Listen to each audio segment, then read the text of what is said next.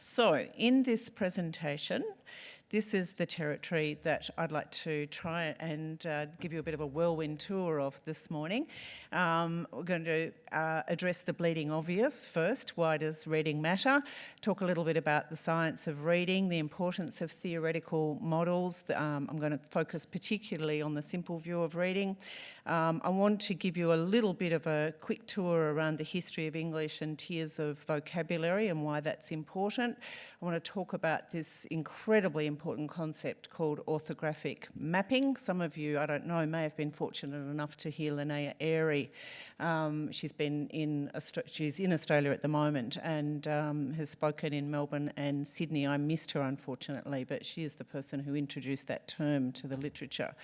And also the importance of using evidence in education.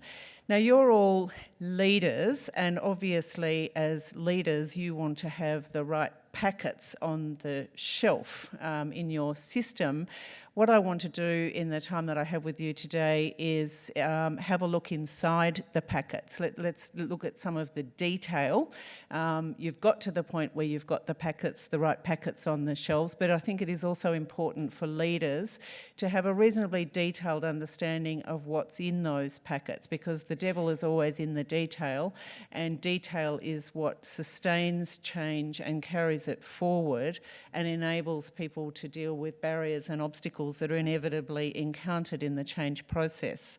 Now, I've learnt from many years of teaching undergraduate students to put my key take-home messages up early in my presentation. So in case your mind wanders in the next little while, here are my key take-home messages.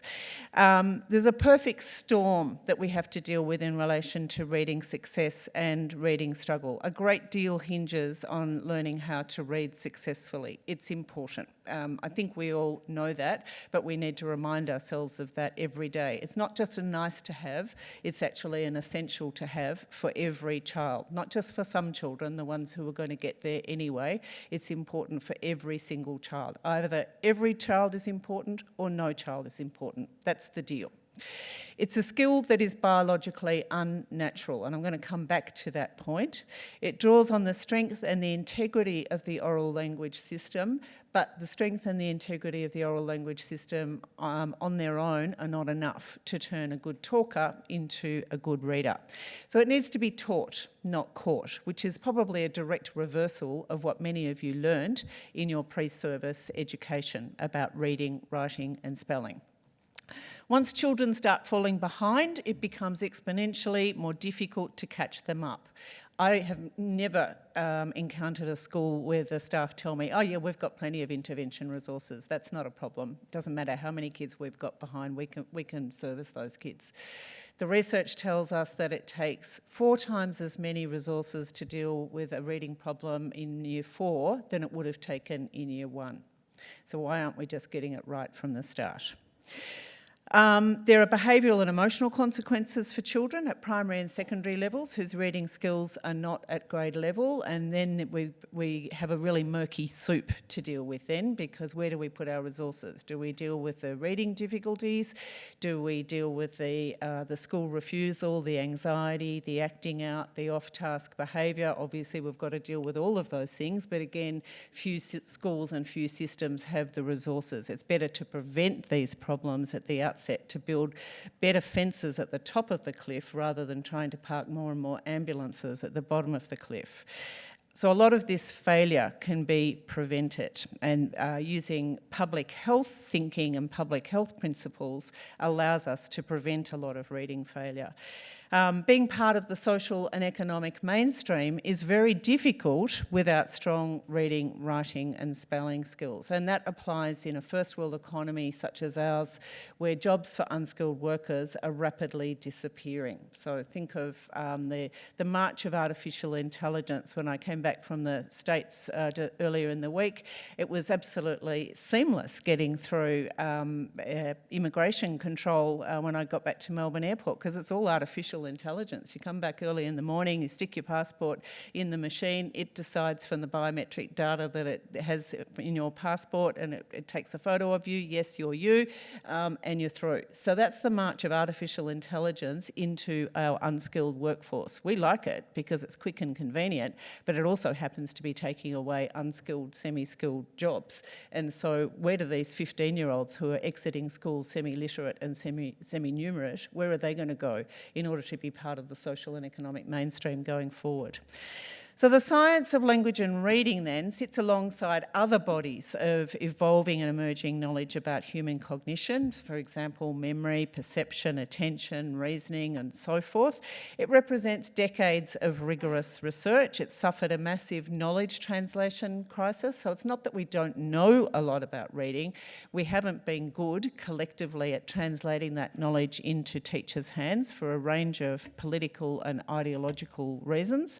It belongs first and foremost to teachers and their students. This is not knowledge that should belong to people like me, to academics. It belongs to you and your teachers.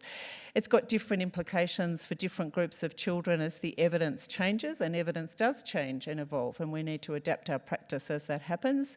It's not based on personal preference or ideology, and it's designed to optimise the performance and the outcomes of all children at a population level. So we need to be thinking like public health practitioners when we're talking about reading. And really, when we think about public health and well-being at a population level, improving reading is probably one of the single most important levers that we need to pull, and pull hard, in order to produce lifespan changes in people's well-being and opportunities to participate in a civic sense, to go on to further education and training and be part of that social and economic mainstream. But first and foremost, this is a body of knowledge, as I said, the science of reading. It's not a pedagogy. The science of reading is not a thing you do in your classrooms. It's a body of knowledge that informs pedagogy, and it happens to align in an evidence-based way with structured and explicit teaching. Now, there are many wonderful natural things in a child's world, fortunately. Troubled in all as this world is, that statement I think still holds. However, and this might be a little bit jarring for you, learning to read is not one of them. It's wonderful, but it's not natural. And that is, unfortunately, has been a pernicious myth that's been perpetuated in initial teacher education, not just here, but in other English-speaking countries in the world, that learning to read is as natural as acquiring oral language. In fact, oral language has an enormous head start on reading, writing and spelling. Oral language gets up earlier in the morning than reading, writing and spelling, and it does that in two ways. It gets up earlier in the morning phylogenetically, so in terms of our evolution as a species, we've had oral language for much, much longer than we've had reading and writing systems, and it gets up earlier ontogenetically, which means in terms of our personal development. It's biologically primary, where reading, writing and spelling is a biologically secondary set of skills that need to be acquired through explicit teaching, in the same way that learning to play a musical instrument is something that's biologically secondary. Mastering algebra and trigonometry, they're biologically secondary. So you can see a bit of a pattern here that school is for things that are biologically secondary, things that we haven't evolved to do in our own right from an evolutionary perspective. We don't send children to school to learn how to walk. That's something that we've evolved to do. We don't send children to school in order to learn how to talk. Yes, we want to further develop their oral language skills, but if children are exposed to oral language and experience oral language in their home and other environments, they're going to acquire oral language, albeit, yes, there's a social gradient, but that's a biologically primary skill. Now, there's a terrific piece on the Quillette site by David Geary, who's the person who has written a lot about this idea of biologically primary and secondary skills. Now, he wrote that in the context of COVID, but it's not just about COVID, and I really do commend that piece if you're not familiar with that distinction of the biologically primary and the biologically secondary. So this is just a little bit of a timeline. It's a broken timeline because there's just not enough room on the slide to show how long the period is that we've had spoken language for relative to how long we've had reading and writing systems. The British reading researcher Julian Elliott made a comment when he was in Australia a few years ago that in an evolutionary sense, we've had reading and writing systems since about lunchtime yesterday. So that's really not very long at all, but we've had oral language for much, much longer than that. So to quote Steven Pinker, the Harvard psychologist, we as humans have a language brain, we don't have a reading brain. We can acquire a reading brain through the way that we are taught how the writing system works, and we're going to talk a little bit about our writing system. So we have the capacity to, if you like, in the loose vernacular, to rewire our brains to become reading brains, but that doesn't just happen to happen. We need to be exposed to high quality instruction for that to happen. There's a small percentage of children for whom it seems to happen relatively seamlessly, but of course we don't design entire education systems around the good fortunes of a small percentage of children. Now, I think it's important when we think about everything that we know about this biologically primary, secondary distinction, that means that we need to have an evidence-based understanding then of what reading is. So that means we need to think about theoretical models of reading. Theories are important because they allow us to test our ideas and to make predictions, and then we can use those predictions and test those and evolve our theories and our practice in a synchronous kind of way. There are a large number of high-quality theories about the reading process and how we take a child from novice to expert as a reader. You can see some of them listed there. I'm not going to go through all of these today. There are also a number of theoretical frameworks, so not so much theories, but frameworks for guiding us in thinking about reading and the relationship between reading and oral language. And many of you will be familiar with Scarborough's reading rope. There's Aries stages of orthographic mapping. I hope I'm not being too immodest by putting my language house model up there. I don't think of it as a theory. I don't think it ticks all the boxes that it would need to tick in order to be a theory, but I hope that it's a helpful framework for teachers in thinking about classroom practice. There's also, however, unfortunately, a large number of not-so-theoretical frameworks for trying to understand reading, and I've listed some here.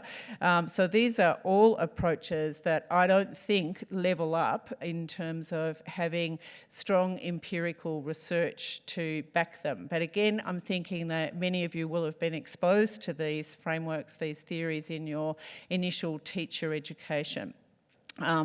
Clay's work continues to be quite influential, meaning no disrespect to someone who can't defend herself anymore. I think the use-by date on her understanding of reading and the reading process and monitoring student progress has really well and truly passed.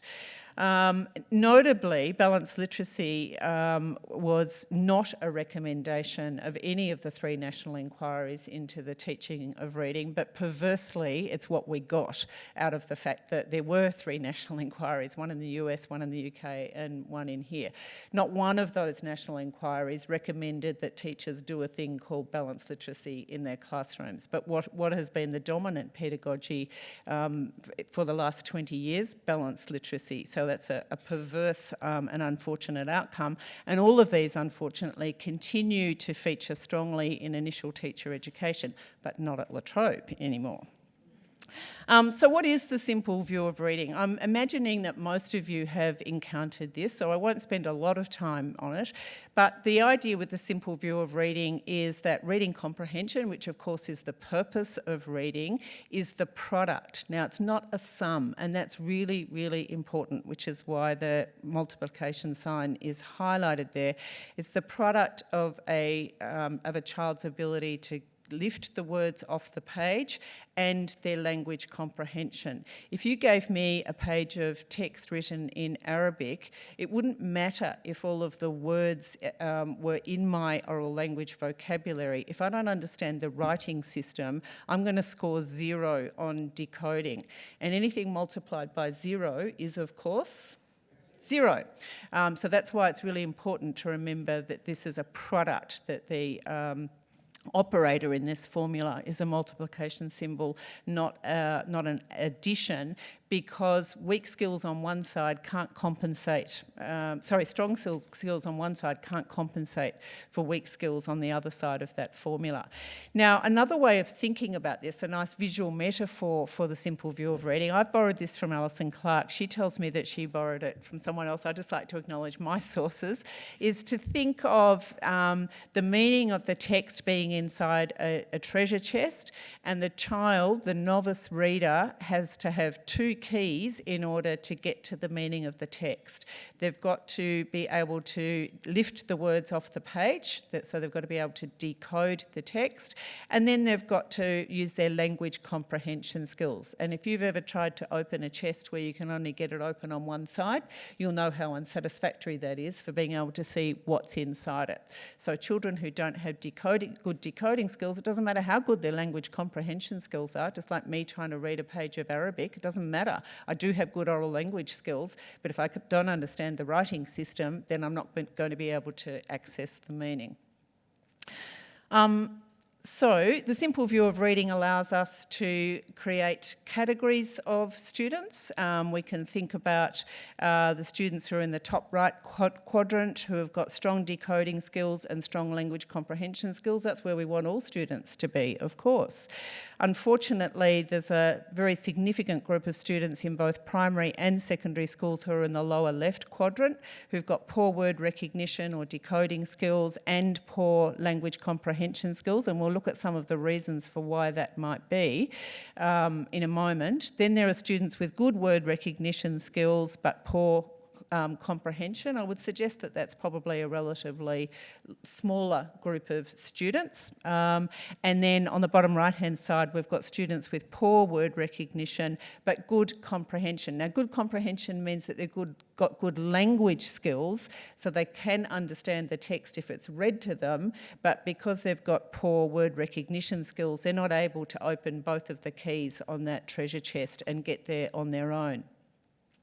And as I said, unfortunately, there's a very large proportion of students, when we're using ineffective pedagogical approaches, there's a very high risk that we're leaving a large group of students behind. And these students, of course, bleed into secondary years, and secondary teachers find it enormously challenging to deliver their curriculum to Year 7 students who in many cases have Year 2 reading, writing and spelling skills. The Cognitive Foundations Framework is in a way, a further development of the simple view of reading. It's got some crossover in its authorship. It might initially look a bit complex and overwhelming, but it's still got reading comprehension as the endpoint, and it's got the same 2 components, word recognition and language comprehension, and it just breaks both of those down into more detail, so it's easier for us to see what the sub-skills are that individual students need to be learning, and therefore individual teachers need to be teaching and, importantly, assessing and monitoring students' progress on along the way.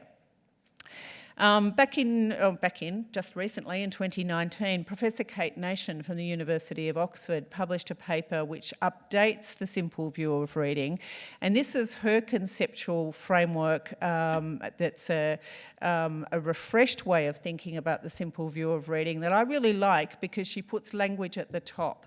So that's a really nice reminder that we don't have decoding over here, completely separate from the language system, because, hello, phonology is part of the the language system. Phonemic awareness is part of the language system. How phonemes and graphemes map to each other in a writing system is part of the language system. So Kate's model reminds us that this is all about language, but she also reminds us that there's a complex feedback loop between what's happening in oral language and what's happening in reading, and that's something that I'll come back to in a moment. So what do we mean then when we're talking about oral language? So, First of all, I want to think about how the simple view of reading then can guide our work in relation to primary and secondary students. And we'll look at that, first of all, in relation to language comprehension. So if we're going to talk about language comprehension, which is the right-hand side of Kate's updated model, we need to ask ourselves what oral language is. What does this mean? We know that language is, as Margaret McEwen reminded us in 2019, it's a dynamic human creation, and for that reason alone, it's a pretty messy process. Now, I think that's worth remembering in relation to oral language, because we often have that quite front of mind in relation to our writing system. You know, sometimes people say, oh, English writing, it's so complicated. Yes, it is, but the way we speak is quite complicated and dynamic and shifts around a lot as well. That's not a static entity. We would sound very stilted and not very natural as communicators if verbal communication was just one thing and we only used it in one particular way. So it is a bit messy, but we're talking about everyday talking skills, what I'm using at the moment, and listening or receptive or comprehension skills, what you're using. So that's really important, that this is a two-channel process. When we're thinking about a child's language skills, we're not just thinking about, what they can say, what they can express. We need to be equally curious about how much they can understand, how well they can process the language that other people use with them. So teachers giving instructions in classrooms, for example. And of course, language consists of the mental representations that sit behind all these words. So we use language to, oh, thank you. Thank you very much. We use language to convey ideas, to express opinions, to talk about memories. They're all mental processes. So it's not just a matter of words in and words out. There's all that cognitive activity that's happening behind the scenes as well.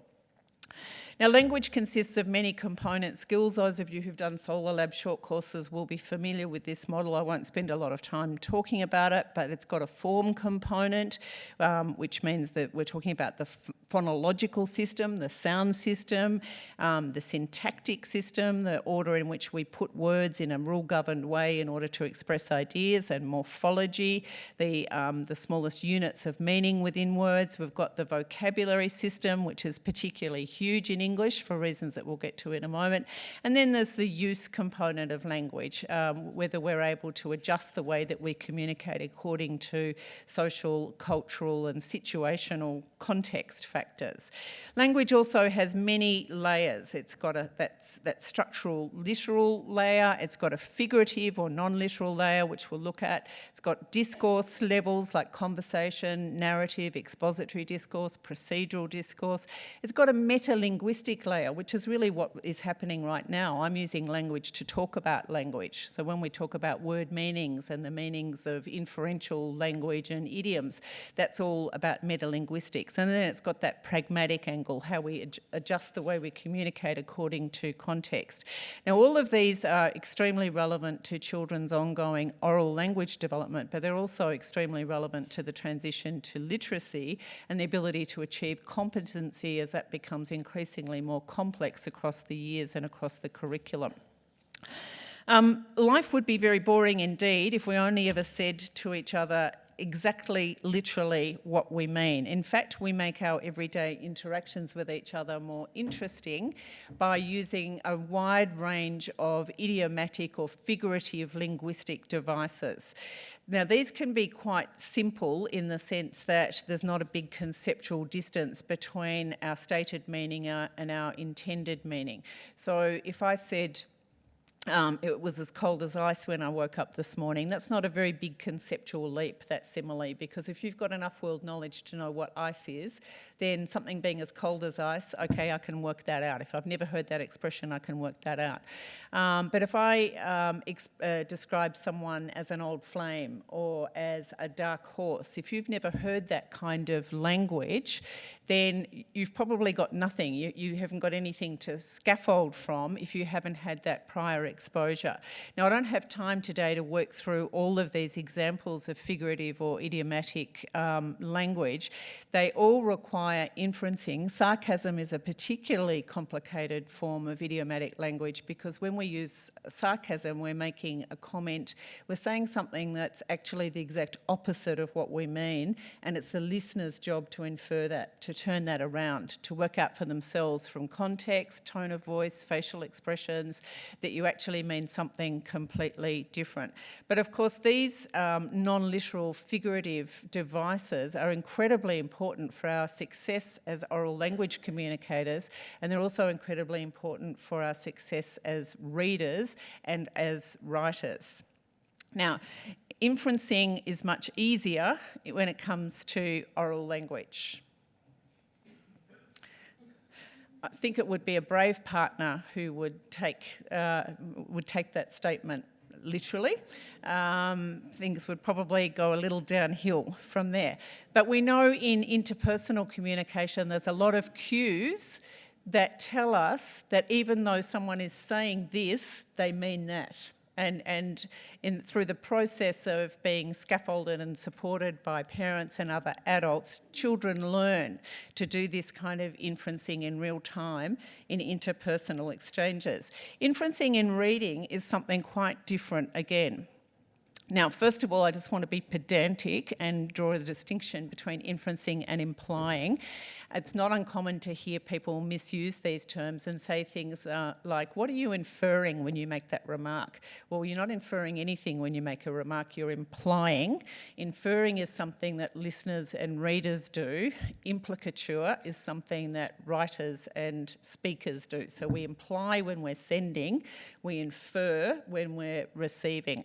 Now, inferencing when we're reading relies much less on well-worn phrases that we use in everyday conversations with each other because writers like to be clever with language and use a turn of phrase that we've never encountered before. So we've all had that moment, I'm sure, of having our breath taken away when we look at words on the page and go, wow, I really like the way that writer has expressed that idea and it's really making me think, and I've never seen that idea written in that way.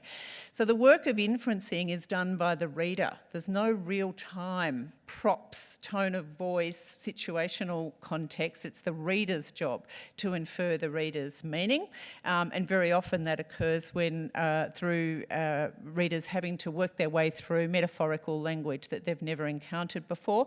Background knowledge is profoundly important, and knowledge of language structure is important. For example, how cohesive devices work. And I just want to give a little nod here to the work of Reed Smith. I'm very proud to be one of Reed's PhD supervisors, and some of you may have seen the paper that he published on this very topic, the role of background knowledge in reading comprehension. That's a paper that's been accessed.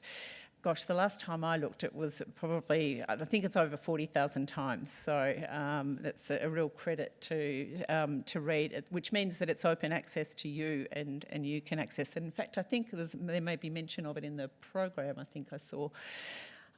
So what we know then is that language is a paradox. It's this thing that we humans have evolved a special evolutionary advantage for, so it's biologically primary, but it's not set and forget. So we've got to hold two competing ideas in our minds when we think about oral language. It's actually highly vulnerable to a range of developmental conditions, some of which you can see listed there, and ironically, I haven't listed their developmental language disorder, which is a very common way in which language development is impacted. And it's also sensitive to environmental exposure, which means the kind of language that children are exposed to in their preschool years before they even get to school. We know that's important. The first 3 years of school, though, involve children crossing a perilous bridge. And it's a bridge that, as we know, not all children actually manage to get across. On the near bank, we've got oral language, talking and listening, song, rhyme, reading to babies from the moment that they're born, reading to children increasingly complex and beautiful children's literature.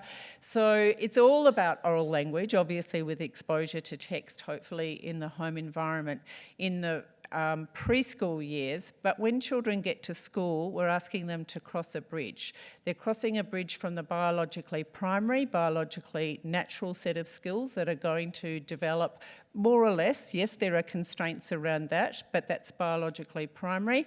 But then they need to get to the other side, and they need to be on track after 3 years of formal schooling to doing something that's biologically unnatural. They need to be well on their way to having that reading brain. They have to have been exposed to high quality early reading instruction so that the relevant areas of the left hemisphere of the brain can be repurposed to do this thing that we humans haven't evolved to do on our own. If reading was natural, we wouldn't have illiterate adults in the world. It's just not logical to say that reading is a natural thing for we humans to do. It's easier for some than others, but it's not natural. Now, we know that there are background differences with respect to children's early language exposure.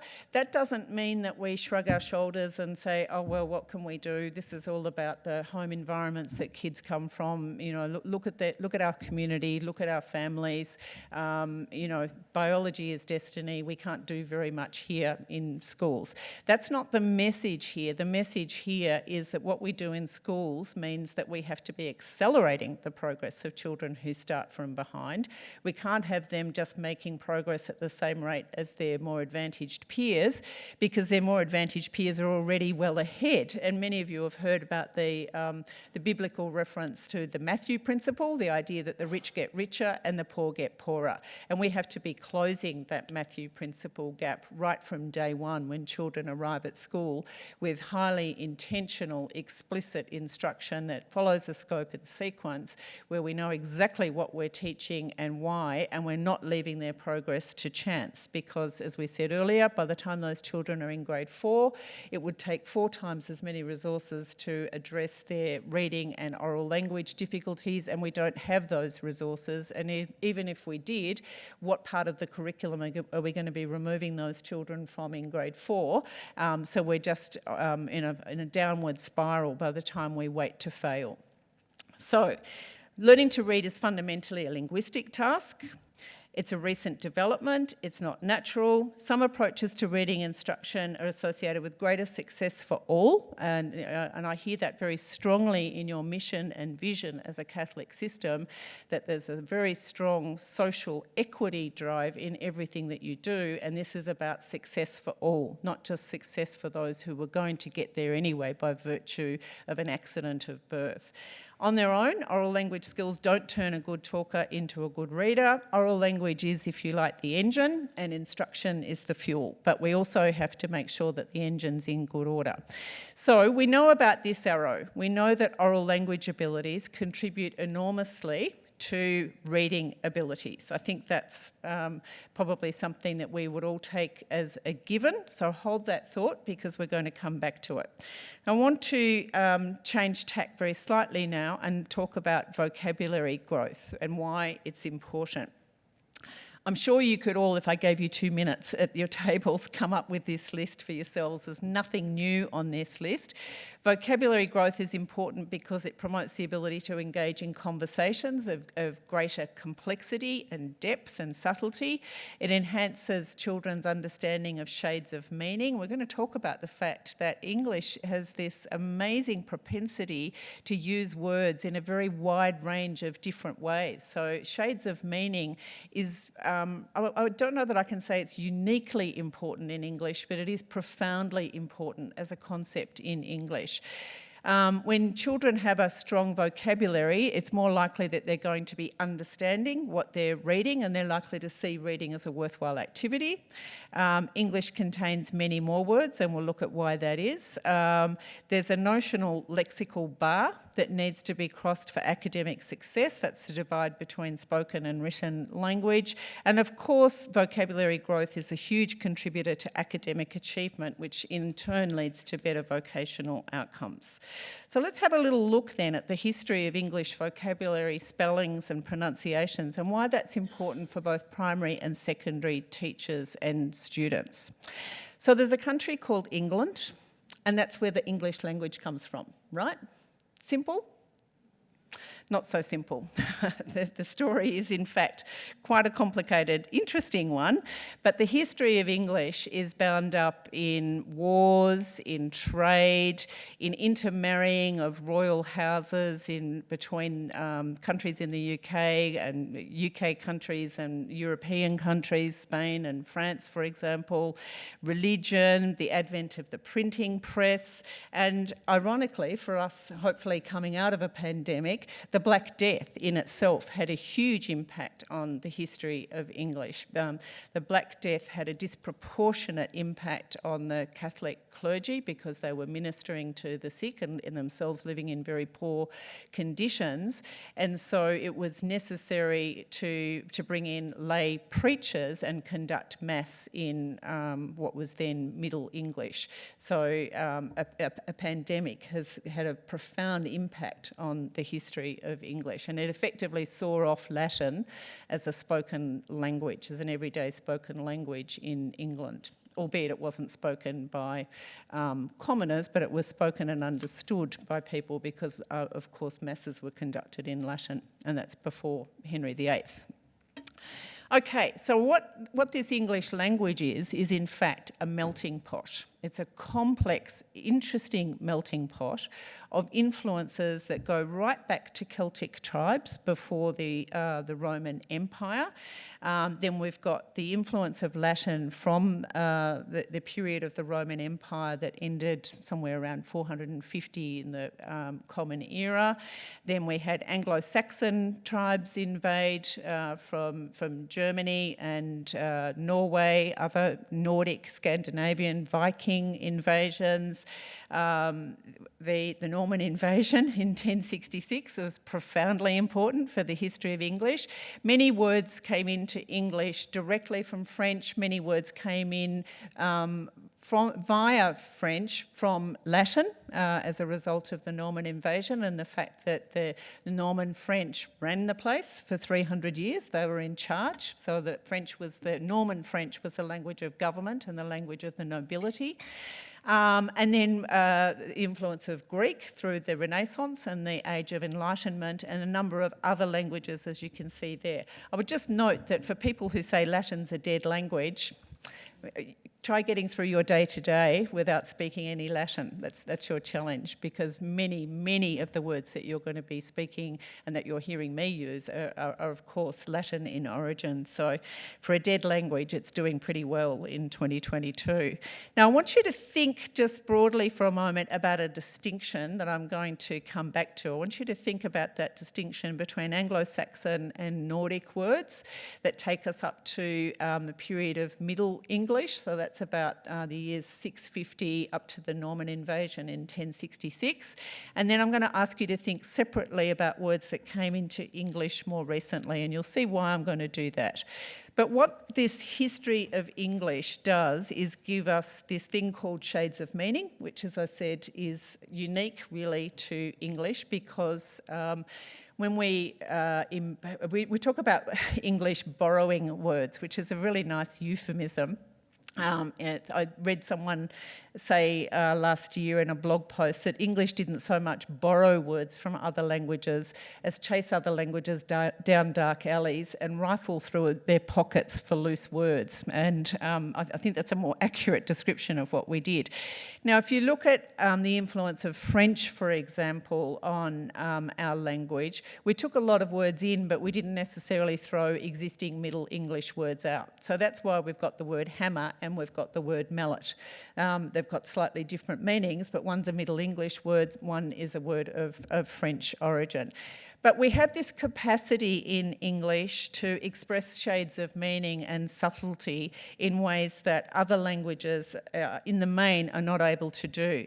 Melvyn Bragg said in his book, The Adventure of English, back in 2011, the extensive range of what I call almost synonyms became one of the glories of the English language, giving it astonishing precision and flexibility, allowing its speakers and writers over the centuries to discover what seemed to be exactly the right word. And isn't that the mark of a proficient writer, to be able to come up with exactly the right word? So that if you say you're exasperated, we know that that's different from you being frustrated, it's different from you being irritated, it's different from you being annoyed, it's different from you being agitated.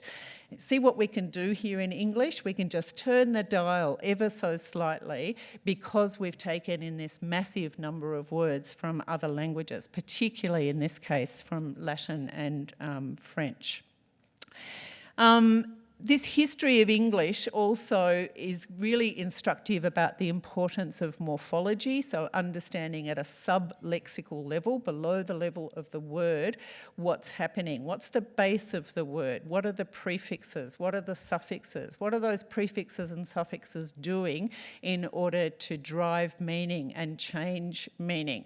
And that, of course, ties very strongly to the study of etymology, which is the study of word origins. And when we as teachers understand etymology and we can teach that to students, what happens is the ghost comes out of the fog. It no longer looks like a mysterious, soupy mess. Now there's a system, there are patterns, and we can see word families, for example. We can see that when words begin with CH, when they're of French extraction, French origin, they're probably going to be pronounced with a sh sound, like champagne. When words begin with CH and they're of Greek origin, they're going to be pronounced with a k sound at the start, like chaos and chemistry. When words begin with a CH and we pronounce them with a ch sound, they're probably going to be Middle English words that have been part of the language for a long time. So we can demystify this apparently random language. And English isn't random at all. It's highly systematised and rule-governed. It's just that that beautiful body of knowledge has unfortunately been taken out of teacher pre-service education. And another biblical reference here is to the Peter principle that you cannot give what you do not have. So if you do not have this knowledge, you can't teach this knowledge. And so you have to stand in front of a class full of children and say, no, I don't know, it's just English. English is random. That's just how it is. And of course, English isn't random at all.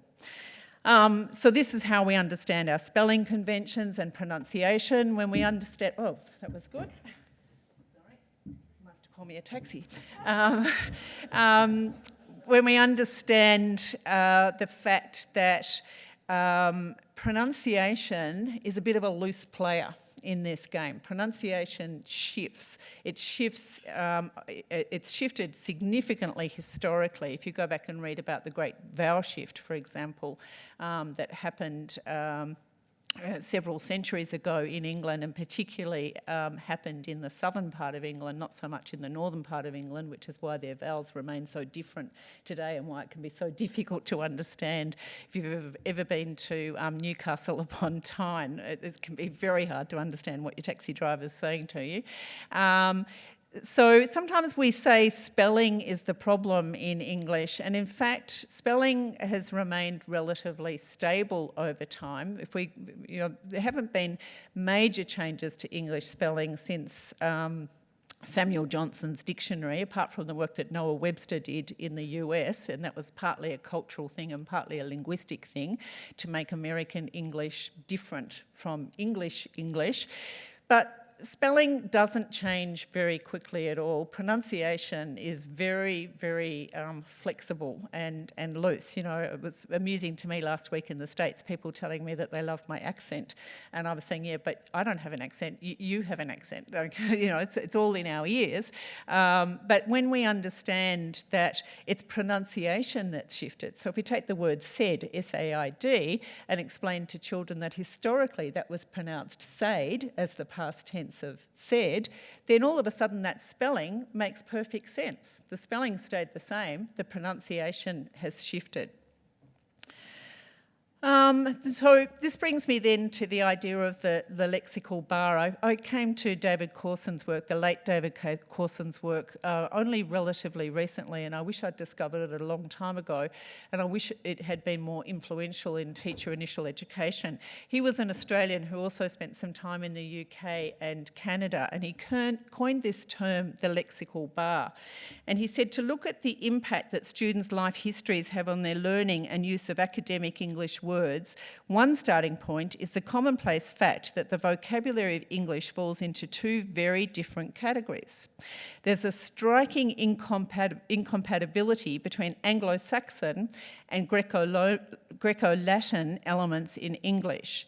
The familiar, homely sounding and typically very short words that we learn very early in life and use for most everyday purposes, and the more learned, foreign sounding and characteristically rather long words that are used for academic purposes. So this takes me back then to why I was asking you to think about those two different categories of words, and in between, of course, we've got Corson's lexical bar. So all of us, when we arrive at school, are proficient with what we might call tier one everyday kind of words, and we need those to transact the business of everyday life. But in order to succeed academically, we have to get over this lexical bar and be able to use a higher register of vocabulary and understand a higher register of vocabulary. So all of this, of course, ironically, and somewhat frustratingly and tiringly for people like me, puts completely paid to the idea that the science of reading is all about phonics. How much time have I spent this morning talking about phonics? And I'm going to spend very little time talking about phonics. The science of reading is about understanding the nature of our language and the nature of our writing system and how they map to each other. Isabel Beck and her colleagues provided this neat conceptual framework for thinking about tiers of vocabulary. So we've got tier one, everyday words that children acquire through everyday conversations, and we've got tier two words that are more literate language that we experience predominantly through reading, through our text exposure, and then tier three words which are subject specific. So the word isthmus in the geography curriculum, or enzyme in the biology curriculum. They're words that are not likely to come up in everyday conversation. They're not necessarily going to come up in novels, but they're really important for the academic curriculum. And across here, of course, again, we've got Corson's lexical bar. So we've got to get students across that lexical bar in order for them to be succeeding academically. So that brings me back to my arrows and the fact that, yes, the arrow on the top is incredibly important, and it's particularly important in the early years of school, that we're trying to capitalise on the oral language skills that children bring to school. And ironically, one of the conceptual flaws in whole language and balanced literacy is that children can fall back on their oral language skills too easily and not be engaging with the complex work of understanding how the writing system is working. So when we give children predictable texts to read, for example, we're playing to that biologically primary strength of oral language skills. We're not doing the hard work of helping children understand how print and text map to each other. And it is hard work, and it can feel like you've got to stick your fingers into the palms of your hands sometimes because it's frustrating and slow. But when children get it, they get it, and it's magical and it's amazing, and there's a tipping point. So we need to be thinking, yes, about the arrow on the top, but we also need to remember the importance of the arrow on the bottom, that when children are reading, then they are really turbocharging their oral language skills because they're being exposed to that higher order language that we don't use in everyday interactions with each other. I often say we'd sound a bit like tossers if we spoke to each other all the time in tier two language. We'd sound pompous and a bit unnatural, but children need to be exposed to that language through their own reading, and also they're being exposed to more complex sentence structure, so they're encountering the passive voice, dependent clauses, complex relative clauses, embedded sentences, again, that we don't use so much much in everyday interactions with each other because our information processing capacities like us to use short sentences when we're talking to each other. But as readers, we know that we can go back and reread something that's long and complex, and we can reread it several times if we need to, but that's not how everyday conversation works. And the big clue, of course, that children are acquiring new language through their own reading is that they drop words into conversations and mispronounce them. And this is the golden moment for parents and teachers. They put the emphasis on the wrong syllable and it comes out sounding really funny. I have to stop and do the maths. I have a 34-year-old daughter who still refers to the old adage. And I say, it's adage. But she read it in her head as adage the first time, and it has stuck in her head as adage. I don't complain about that because she encountered that word for the first time through her own reading. So we need to remember that these feedback arrows go in both directions. It's not just about what oral language gives to reading. By the time children have had 3 years of formal instruction, it has to be about what reading gives to oral language. Not to mention, of course, the importance of background knowledge when children are reading, are motivated to read, and see reading as a worthwhile activity. So what we need to see is this dance going on between oral language and reading. It's not one or the other. They have to be interacting with with each other and supporting each other. And this is all because there's an ironic challenge for schools as children move up through the year levels. We want them to be reading increasingly complex texts, but in order to do that, they need very rich vocabulary exposure. In order to acquire rich vocabulary, they need to be reading complex texts.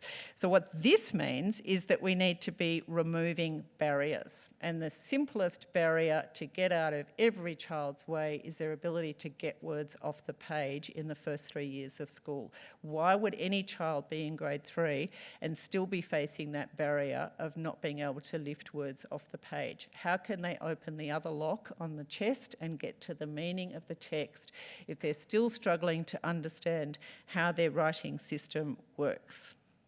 So what then is comprehension if we're talking about the importance of children getting to the meaning of the text?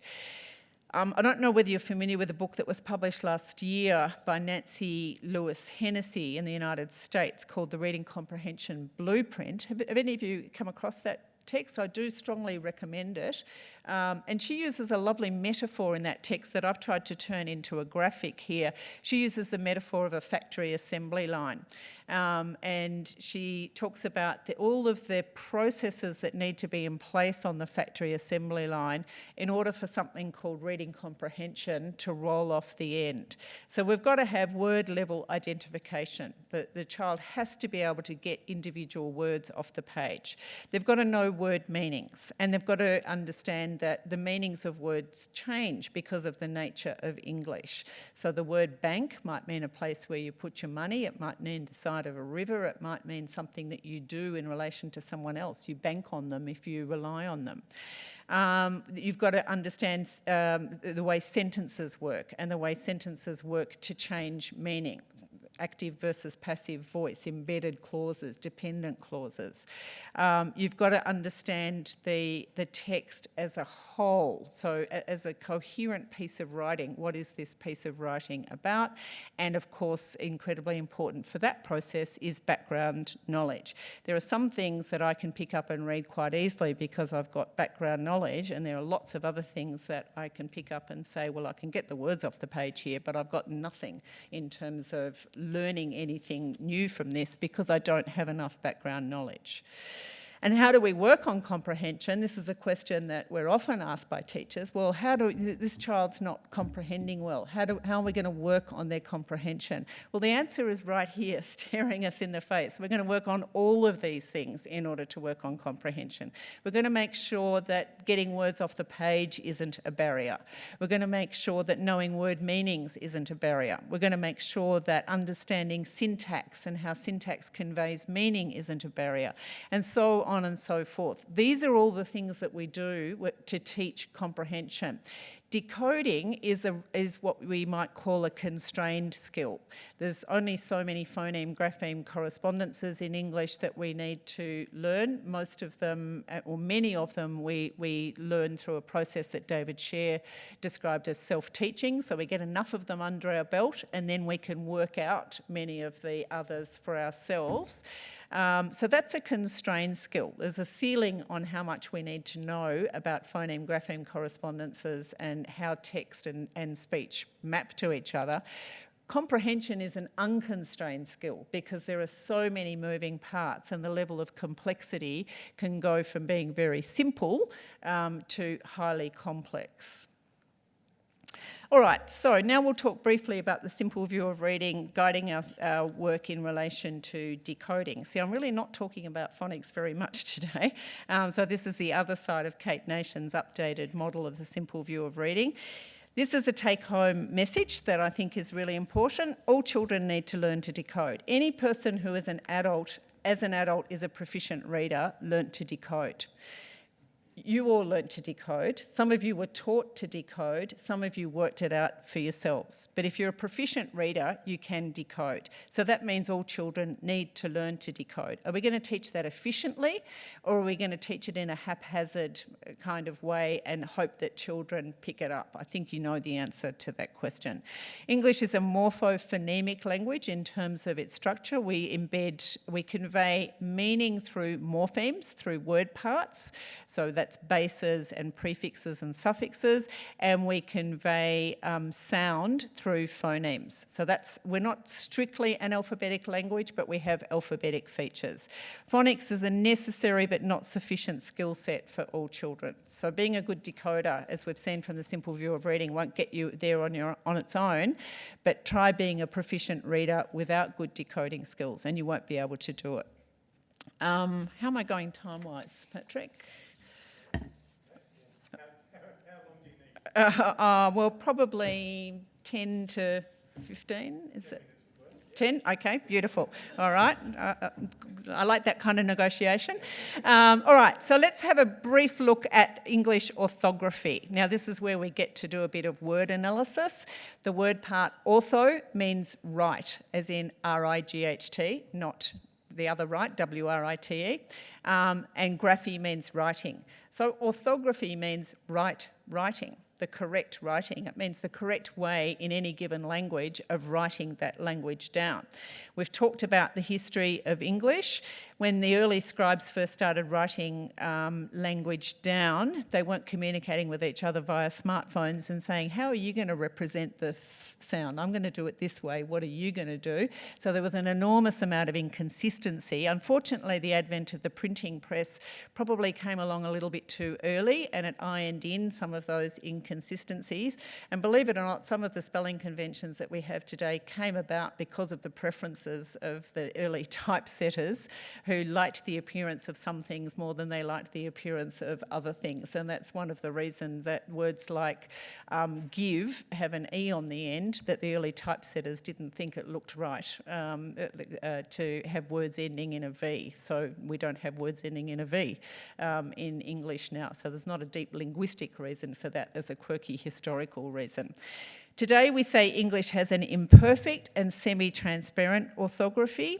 It's characterised by patterns, it's not random, and the rest of that I think I've already covered, so I'm going to keep moving in the interests of time.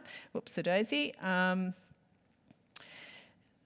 Sorry, I skipped a few slides there. Now, I'm not the Snow that I'm quoting here. I kind of wish that I was, but this is Catherine Snow from Harvard University, who with her colleague Connie Jewell from Yale University said back in 2005, and many of you will have seen this quote, explicit teaching of alphabetic decoding skills is helpful for all children, harmful for none, and crucial for some. Now, the challenge is that there is no prep, foundation, reception teacher who can accurately identify at the start of the school year which group of children this is going to be absolutely crucial for. So the idea is that we use the best china for all children every day. We don't wait for a certain group of children to fail, then bring out the good china a year later. We use the good china every day, something my mother never understood. understood. But that's a really important principle in early reading instruction. We don't use something that's weaker and ineffective and then wait for a group of children to fail and then bring out the good stuff that we know will work. That's waiting to fail, and children don't have time to fail and catch up. It's very, very hard to catch up if you get to third grade and you're not reading, you're not a proficient reader at that year level. So we need to be removing barriers to success across all year levels, and the easiest barrier for us to get rid of at a system level is the decoding barrier. It astonishes me that this is even controversial. If whole language is about the beauty of language, why was it not about what's going on below the word level in our beautiful, complex, historically rich language of English? Why do whole language proponents not see the incredible value and importance of that sublexical analysis? So if you're a secondary student and you're still not decoding efficiently and effectively, you're not going to be fluent. Fluency is an important contributor to reading comprehension. You're just going to be facing closed doors at every turn, and you're not going to be a reader. You're not going to be motivated to read because reading's dumb. Why does anyone want to read? It's not enjoyable. You can't get anything out of the experience. If you're a proficient reader, you're not seeing doors, you're seeing corridors, everlasting corridors that you just get to walk through, and go deeper and deeper into all kinds of learning opportunities. So why are strong decoding and word identification skills essential for primary and secondary students? Well, to quote Anita Archer, who I had the great privilege of meeting last week at the Reading League conference, there is no comprehension strategy powerful enough to compensate for the fact that you can't read the words. Go back to me reading Arabic. You can't give me anything as a compensation strategy, a comprehension strategy, to override the fact that I can't get the words off the page. So we have to remove that barrier, and we have to remove it for all children. We need to remember that context is for deriving meaning. It's not for identifying words. This is another big fallacy of whole language and balanced literacy that emphasised context to get words off the page. It's the other way round. We use context to understand what we're reading. We use context to understand whether the word bank here refers to a physical building or the side of a river, or to relying on another person. That's the role of context, not lifting the word off the page. And again, as Catherine Snow and colleagues said, and this is not new news, this is not a call the media moment, this is a publication in 1999, people, where they said skilled readers rarely try to recognise words by guessing their identities on the basis of context, because decoding is a far more accurate and efficient approach. Research has shown that there's only a slim chance of guessing a word correctly from context cues alone, and that applies to skilled adult readers just as much as it applies to novice children. Okay, so a quick word about sight words. There's quite a lot of discussion still about sight words. Do we teach sight words? How do we teach sight words? What do we do about sight words?